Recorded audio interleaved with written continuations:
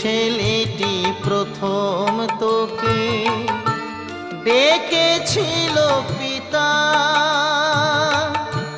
শ্মশান ঘাটে সেই ছেলেই তু জ্বালবে রে তোর চিতা। পুড়বে রে তোর সাধের দেহ কর্ম রবে পরে, পুড়বে রে তোর সাধের দেহ কর্ম রবে পরে। যাবি যেদিন শ্মশান ঘাটি